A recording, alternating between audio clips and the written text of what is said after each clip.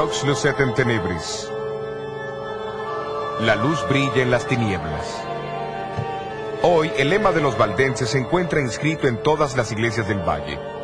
Sirve como un silencioso recordativo de su fiel testimonio, a menudo manchado de sangre a través de los siglos. Sin embargo, el símbolo profético de la mujer en el desierto no solo se aplica a los valdenses, incluye a todos aquellos cuya fe en Dios y en su palabra los hizo contrariar las corrupciones y las falsas enseñanzas de la iglesia.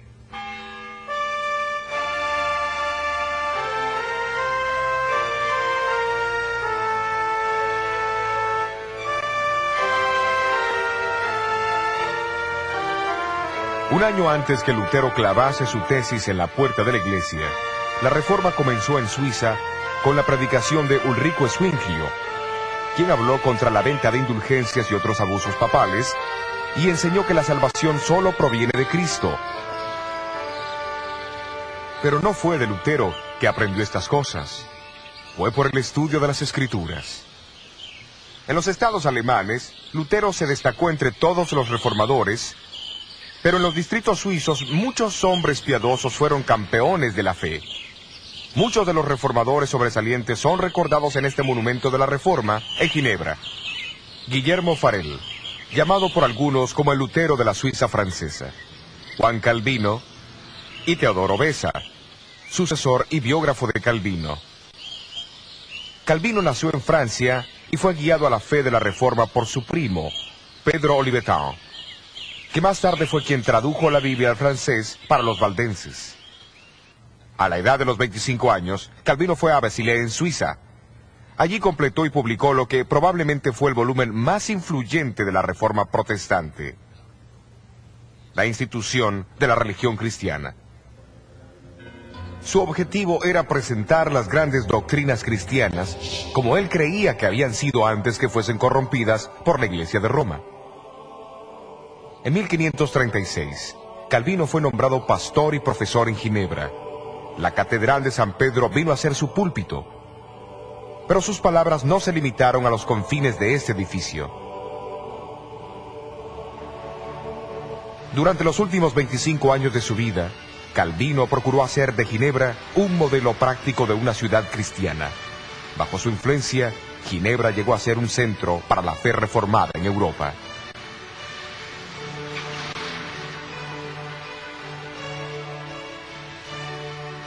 Además, estableció un colegio en Ginebra, que atrajo estudiantes de toda Europa.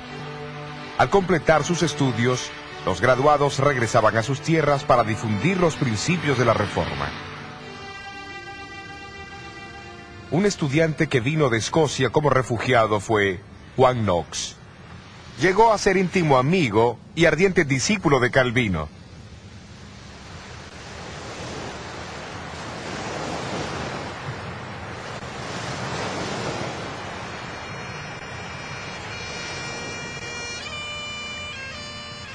Como Pablo en el apedreamiento de Esteban, así Juan Knox sintió su llamado al observar el martirio del predicador escocés Jorge Wishart. Aquí al frente del castillo de San Andrés, las letras GW marcan el lugar donde Wishart fue quemado en la hoguera en 1546. Más tarde Knox regresó a Escocia y vino aquí a San Andrés, centro eclesiástico de Escocia en el siglo XVI. Su catedral era una de las más grandes del cristianismo. Durante ese primer año, los habitantes del castillo invitaron a Knox para que fuese su predicador. A principios de 1547, predicó su primer sermón aquí en la parroquia de San Andrés. Esto marcó el comienzo de la Reforma en Escocia. No fue por coincidencia que Knox usó como texto el capítulo 7 del libro de Daniel. Al principio de su sermón mostró el gran amor que Dios tenía por su pueblo, al advertirles de los peligros que amenazarían a la iglesia. Identificó a las 4 bestias como los 4 grandes imperios de Babilonia, Medo-Persia, Grecia y Roma. Luego habló del cuerno pequeño que lo seguía, identificándolo como el anticristo papal. Al hacer esto, Knox se incluyó en la lista de los grandes reformadores como Wycliffe, Huss, Lutero, Calvino y muchos otros que habían declarado lo mismo. 13 años más tarde, el Parlamento escocés se reunió en Talbot. El sitio fue aquel, adjunto a la iglesia de San Giles en Edimburgo, donde Juan Knox era el predicador. 6 reformadores escoceses, que por una increíble coincidencia llevaban el nombre cristiano Juan, escribieron una confesión de fe que fue formalmente adoptada por el Parlamento en agosto de 1560. La misa fue prohibida y la fe protestante fue establecida en Escocia. Sin embargo, la nueva monarca, María, reina de Escocia, con su fuerte atavismo católico, tenía otros planes. Cuando ella ordenó la celebración de la misa, Knox pronunció sus objeciones en tono amenazador desde este púlpito de la Catedral de San Giles. La reina María citó a Knox a comparecer en el Palacio de Holyrood, no muy lejos de San Giles. María, como otros monarcas de aquel entonces, creía que gobernaba por autoridad divina y que las conciencias de sus súbditos estaban bajo su control. Por eso, la confrontación entre María y Knox era crucial para la supervivencia de la reforma en Escocia. Tú has enseñado a la gente a recibir otra religión que no es la que los príncipes aceptan, pero Dios ordena a los súbditos a obedecer a sus príncipes. Señora, la religión verdadera no tuvo su origen ni su autoridad de los príncipes, sino tan solo del Dios eterno. Así que los súbditos no están sujetos a ajustar su religión a los gustos de los príncipes, porque a menudo los príncipes, entre otros, son los más ignorantes de la verdadera religión de Dios. Sí, pero la vuestra no es la iglesia que yo abrigaré. Yo defenderé la iglesia de Roma, porque creo que es la verdadera iglesia de Dios. Vuestro deseo, señora, no es razonable, ni hace que esa ramera de Roma sea la verdadera inmaculada esposa de Jesucristo. La iglesia de Roma se ha apartado de la religión que los apóstoles enseñaron y establecieron. Mi conciencia no lo dice así. La conciencia, señora, requiere conocimiento, y temo que su majestad no lo posee. Tú interpretas las escrituras de una manera, y ellos la interpretan de otra. ¿A quién debo creer? ¿Y quién será el juez? Su majestad deberá creer en Dios, que habla claro en su palabra. Si la oscuridad existe en alguna parte, el Espíritu Santo explica lo mismo en otros lugares con más claridad, para que no quede ninguna duda, a menos que uno sea un ignorante obstinado.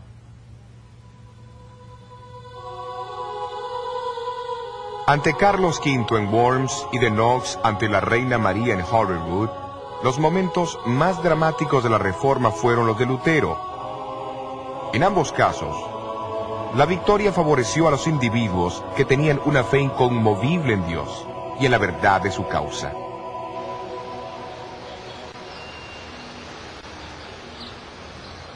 El conflicto espiritual continuó en toda Europa en el siglo XVI.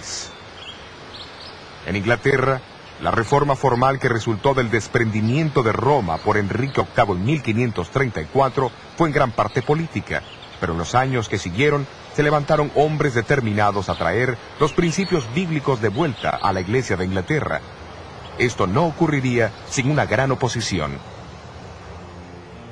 María Tudor, la hija de Enrique, asumió el trono en 1553 e inmediatamente decidió restituir Inglaterra a la Iglesia romana.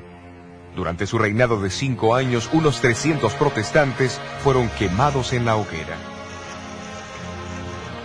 La descripción de la Iglesia por Juan, desde el tiempo de la cruz en adelante, pinta al pueblo de Dios como siendo acusado por Satanás y soportando gran sufrimiento hasta la misma muerte. Aquí en este patio está el monumento a los mártires. Registra más de 18.000 mártires de Jesucristo. Cerca de 100 de ellos fueron ejecutados en Edimburgo y la gran mayoría están sepultados aquí.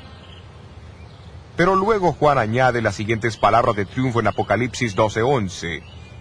Y ellos le han vencido por la sangre del Cordero y por la palabra de su testimonio, y no han amado sus vidas hasta la muerte.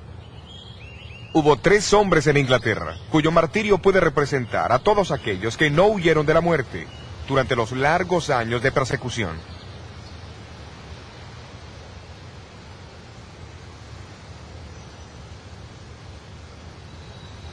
En Oxford está el monumento de los mártires, erigido a Nicholas Ridley, obispo de Londres, Hugo Latimer, capellán de Enrique VIII, y Thomas Cranmer, el primer arzobispo protestante de Canterbury. Los tres murieron en la hoguera erigida en plena calle, en un lugar marcado por esta cruz frente al colegio de Balliol, donde Juan Wycliffe había enseñado casi 200 años antes.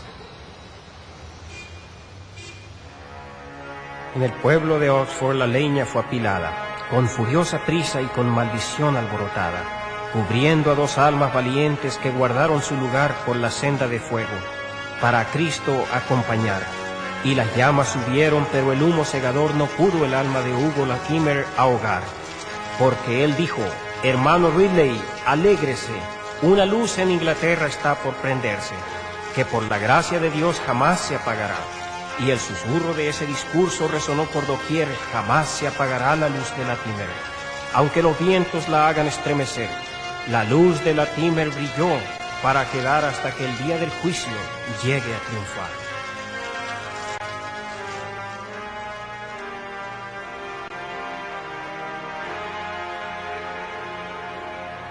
Y así tuvo que ser. Al cabo de 3 años, María Tudor murió y la reina Isabel I ascendió al trono, despuntando el amanecer del siglo de oro en Inglaterra. Ella se propuso con tanta diligencia devolver Inglaterra a los caminos de su padre, que los poderes católicos de Europa comenzaron a planear su derrocamiento. Felipe II, hijo de Carlos V, organizó la fuerza invasora más grande que el mundo haya conocido, la Armada Invencible. A fines de julio de 1588, los observadores situados en las partes altas del puerto de Plymouth vieron por primera vez los 130 barcos que navegaban por el canal. Bajo el comando del caballero Francisco Drake, la flota inglesa confrontó al enemigo, aunque inferior en número y armamento. En una serie de batallas durante los 10 días siguientes, los barcos ingleses más pequeños causaron grandes estragos entre los pesados galeones de España. Tratando desesperadamente de zafarse de los ataques ingleses, la desorganizada armada se dirigió hacia el mar, solo para encontrarse con una de las peores tormentas marítimas de la historia.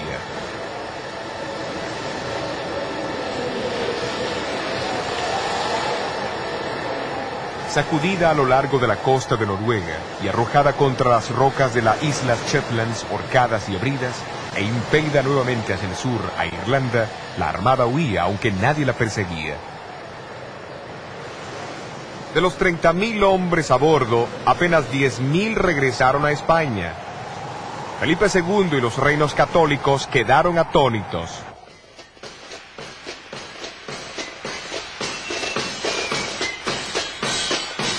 Pero los estados protestantes se reunieron en un coro de acción de gracias. Por orden de la reina Isabel, el 29 de noviembre fue un día dedicado a rendir gracias a Dios.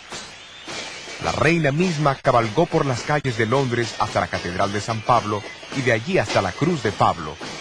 Después del sermón, les habló a sus súbditos, exhortándolos a que se unieran a ella para alabar al Dios que había dispersado a sus enemigos y protegido su dominio.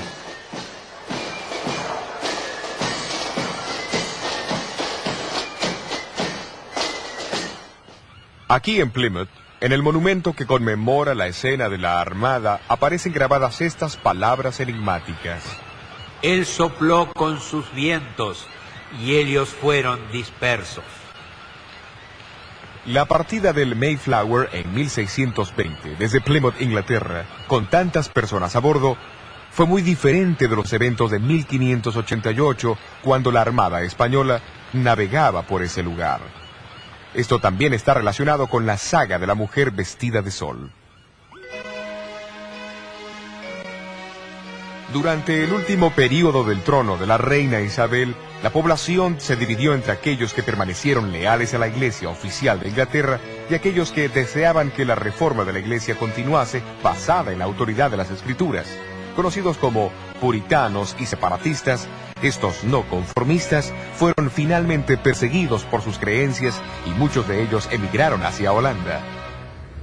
Entre estos estaban los primeros peregrinos, que navegaron a bordo del Mayflower desde Holanda, por el puerto de Plymouth. con destino al Nuevo Mundo. Cuando los puritanos se separaron de la iglesia inglesa, se habían comprometido solemnemente a caminar juntos en todos los caminos de Dios que ya conocían o que irían a conocer. Esta era la razón vital del protestantismo.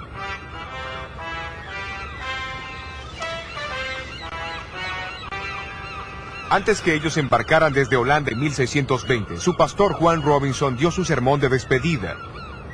Señaló que los seguidores de Lutero, Knox y Calvino se habían basado en las enseñanzas de esos hombres como si fueran la suma total de la verdad.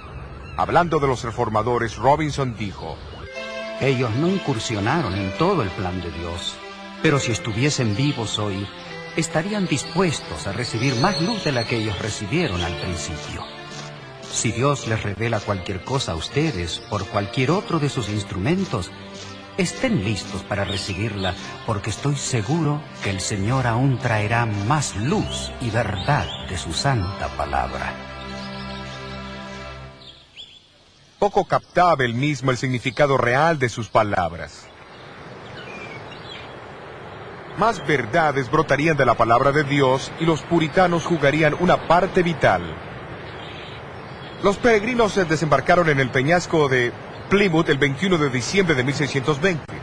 Ellos fueron los primeros entre muchos miles de puritanos que en el siglo XVII emigraron al Nuevo Mundo y trajeron con ellos creencias que a su debido tiempo contribuirían al levantamiento de un movimiento religioso que circundaría el globo. De acuerdo a la profecía de Daniel 7, el poder del cuerno pequeño reinaría en Europa por 1260 años. Al final de ese periodo, que se extendería desde el año 538 al 1798, surgirían eventos que disiparían temporalmente esa supremacía. Exactamente, en febrero de 1798, las tropas francesas del general Berthier entraron a Roma, tomaron al Papa prisionero y aminoraron grandemente la autoridad y el poder del papado. De la misma manera, en la profecía de Juan en Apocalipsis 12, la mujer vestida de sol estaría en el desierto por 1260 años. Después de 1798, un movimiento surgiría que enseñaría las mismas grandes verdades enseñadas por los apóstoles, los profetas y los cristianos. Grandes verdades tales como la salvación por la gracia de Dios a través de la fe en Cristo solamente, el ministerio sumo sacerdotal de Cristo, el sacerdocio real de todos los creyentes, la obediencia a todos los mandamientos de Dios, el bautismo del creyente y la suficiencia y autoridad de la Escritura sobre la tradición estaban entre lo que la iglesia primitiva enseñaba. Tales enseñanzas, perdidas por muchos a través de la gran apostasía, serían restauradas y proclamadas al mundo en la hora del juicio final. Jesús dijo que el Evangelio debía ser predicado en todo el mundo, y entonces vendría el fin. El clímax del prolongado conflicto entre Cristo y Satanás está descrito en Apocalipsis 12:17. Entonces el dragón fue airado contra la mujer y se fue a hacer guerra contra los otros de la simiente de ella, los cuales guardan los mandamientos de Dios y tienen el testimonio de Jesucristo. El concepto bíblico de remanente significa un grupo de personas de cualquier edad que haya sobrevivido a la calamidad y sea leal a Dios y a los principios de su palabra en un tiempo de apostasía final. Sin embargo, la escena de Apocalipsis 12 deja claro que hace referencia a los descendientes espirituales de la mujer en el tiempo del fin. Eso es después de 1798. Ellos pertenecen a la digna línea de herederos espirituales entre los escogidos de Dios, que han sobrevivido a los furiosos ataques del dragón a través de la historia.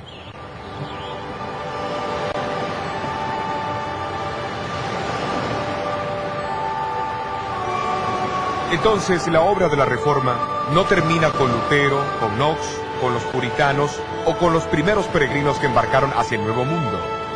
Es un proceso que marcha hacia adelante, y su próxima fase nos señala hacia los comienzos del siglo XIX en América, y el surgimiento de un movimiento profético que rápidamente capturó la atención de muchos alrededor del mundo.